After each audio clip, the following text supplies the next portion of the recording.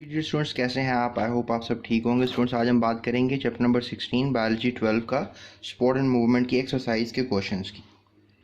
Students, चलते हैं पहले एमसीक्यू की तरफ। Each muscle is enclosed by a membrane is known as सार्कोलीमा।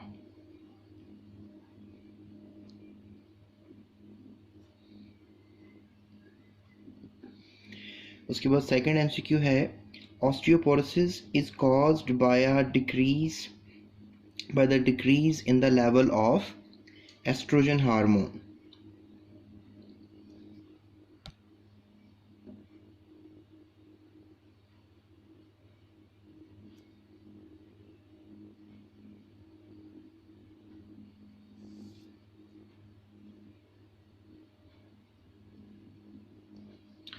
चलते हैं नेक्स्ट एमसीक्यू की तरफ, फिलिंग द ब्लैंक की तरफ।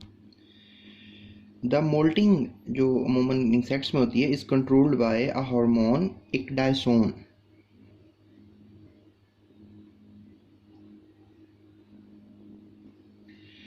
उसके बाद हमारे पास नेक्स्ट फिलिंग द ब्लैंक है dash is stored in the muscle cell as a reserve food. तो इसका जवाब ग्लाइकोजन है।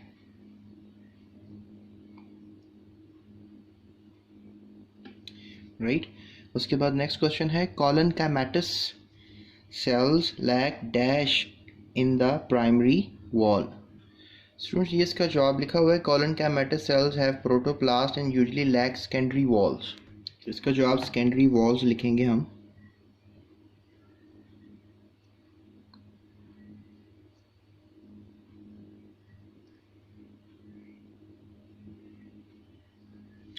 राइट। उसके बाद नेक्स्ट एमसीक्यू है there are dash vertebrae in the neck region of mammals. तो याद रखिएगा there are 7 vertebrae in the neck region of mammals. उसके बाद 8वां सवाल है the most abundant protein in the muscles are. Muscles में जो है जो सबसे ज़्यादा पाया जाने वाला प्रोटीन है that is something like actin and myosin. So आप पहले मायोसिन लिख लो, फिर लिख लो एक्टिन। उसके बाद स्टूडेंट्स अगला एमसीक्यू है dash connect a muscle to bone. Muscle bone tendons.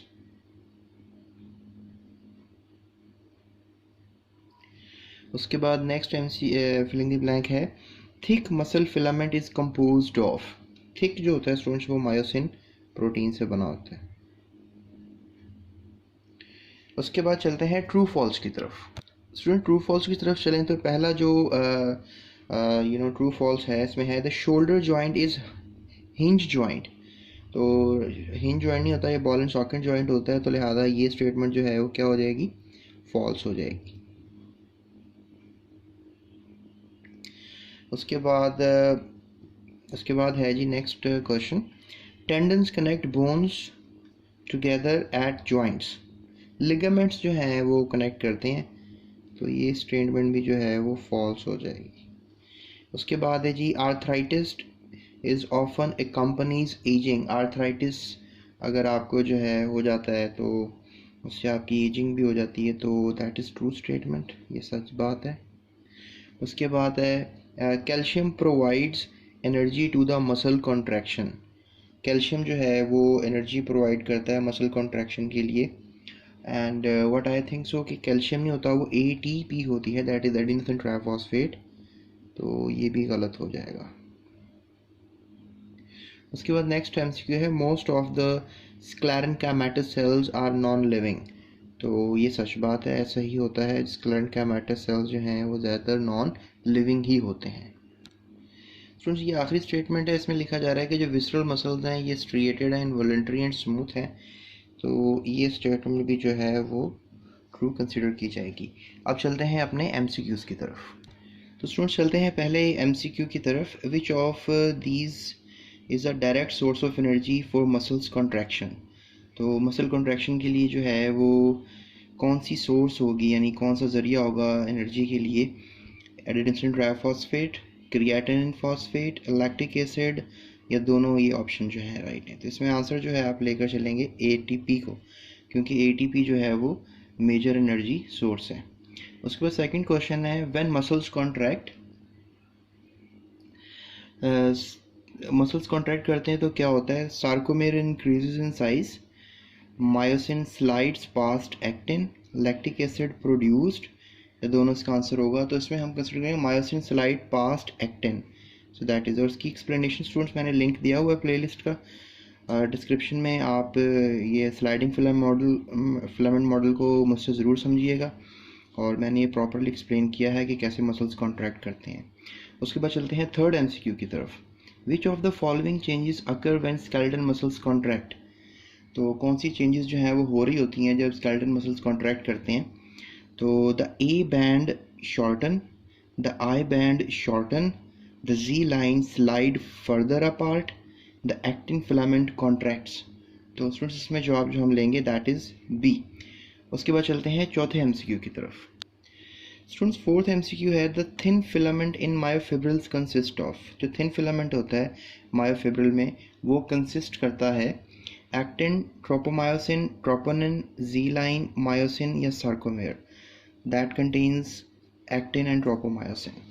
उसके बाद चलते हैं अपने छठे एमसीक्यू की तरफ, बल्कि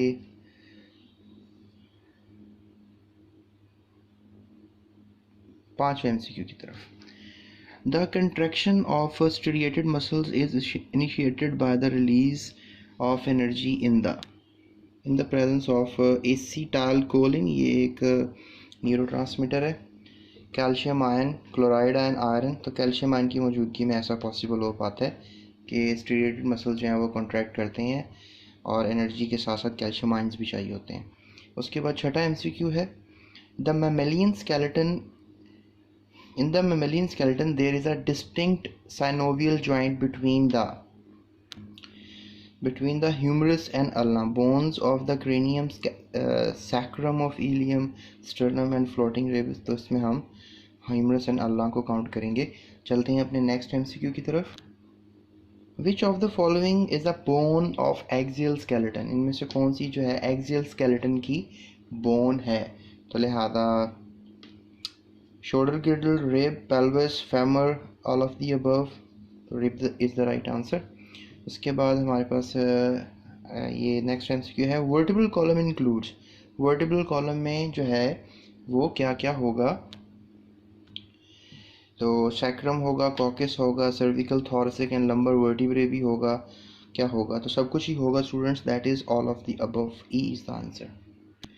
स्टूडेंट्स इन एमसीक्यूज़ में थोड़ी सी काउंटिंग मिस्टेक है, तो लिहाजा अभी हमारा तकरीबन 9th एमसीक्यू बन रहा है, लेकिन यहाँ पर 8th लिखा हुआ है, तो लिहाजा बुक के हिसाब से 8th को फॉलोअप कर लेते हैं, या 9th को फॉलोअप कर लेते हैं, ठीक है।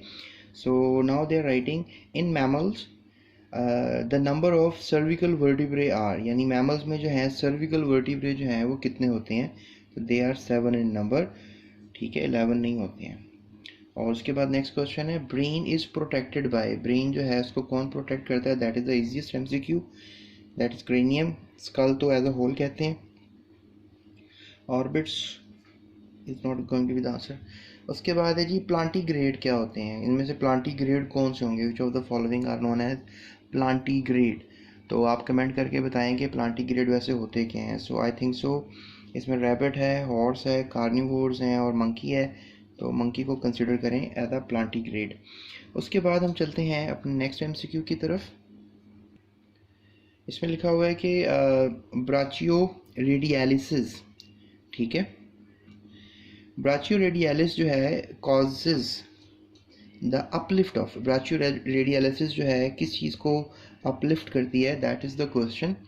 तो आई थिंक सो रेडियलिसिस जो है वो रेडियस को ही अपलिफ्ट करने का काम करती है। तो बताएं कमेंट करके कि ब्राचियो रेडियलिसिस या ब्राचियो रेडियलिस होता क्या है। उसके बाद चलते हैं अगले क्वेश्चन की तरफ। Moulting occurs in the arthropods at, arthropod जो हैं उनमें मोल्टिंग कब होती है, that is what they are asking. तो मोल्टिंग हमेशा याद रखिएगा, जब भी कोई आर्थ्रोपोड यानी जो भी कोई कीड़ा मकोड़ा 4 टांगों वाला, सॉरी 6 टांगों वाला मेच्योर हो जाता है, तो तभी मेच्योर स्टेज में मोल्टिंग होती है। सो मोल्टिंग का आंसर जो है वो मेच्योर स्टेज होगा, इम्यूच्योर स्टेज में कभी भी मोल्टिंग नहीं होती है, ठीक है। और मोल्टिंग तो डेफिनेटली आर्थ्रोपोड्स में होती है, कोई भी आर्थ्रोपोड हो तो डू नॉट अंडरगो मोल्टिंग, ये तो हो नहीं सकता। उसके बाद है 9th second last MCQ, muscle fatigue is caused by, आखिर मसल फटीग किस चीज़ की वजह से होती है? तो that is the accumulation of lactic acid, इसका फार्मूला भी कमेंट कर दें। और कार्बन डाइऑक्साइड, फिमेरिक एसिड और इथाइल अल्कोहल की वजह से आप कह लो कि कभी भी फटीग नहीं होती, बल्कि लैक्टिक एसिड एक्यूमुलेशन मसल्स के अंदर हो जाती है तब होती है। उसके बाद चलते हैं next MCQ which is the last MCQ. So cardiac muscles are, cardiac muscles जो हैं वो क्या होते हैं, आपके काबू में होते हैं या आपके काबू में नहीं होते, कॉन्शियस कंट्रोल में होते हैं कि नहीं होते? आई थिंक सो नहीं होते, क्योंकि खुद ब खुद ही बीट करता रहता है पूरी ज़िंदगी हार्ट। सो मज़ीद वीडियोस के लिए स्टूडेंट डिस्क्रिप्शन में जाएं प्लेलिस्ट में, और सारे चैप्टर्स की मैंने जो लिंक्स हैं वो डिस्क्रिप्शन में दिए हुए हैं, या चैनल की प्लेलिस्ट में जाके अपना चैप्टर आप फाइंड करके कोई भी वीडियो का लेक्चर और एमसीक्यूज़ देख सकते हैं। मेरा अगला पार्ट ज़रूर देखिएगा, जिसमें मैंने शॉर्ट क्वेश्चन आंसर्स के सारे आपको नोट्स वगैरह बता दिए हुए हैं, और उसके अलावा लॉन्ग क्वेश्चन आंसर्स के भी। सो दैट्स इट, अपना बहुत ख्याल रखिएगा, चैनल को सब्सक्राइब ज़रूर कर लें, और भी इस वीडियो को लाइक करें और अपने दोस्तों के साथ शेयर करना मत भूलिएगा। Thank you so much.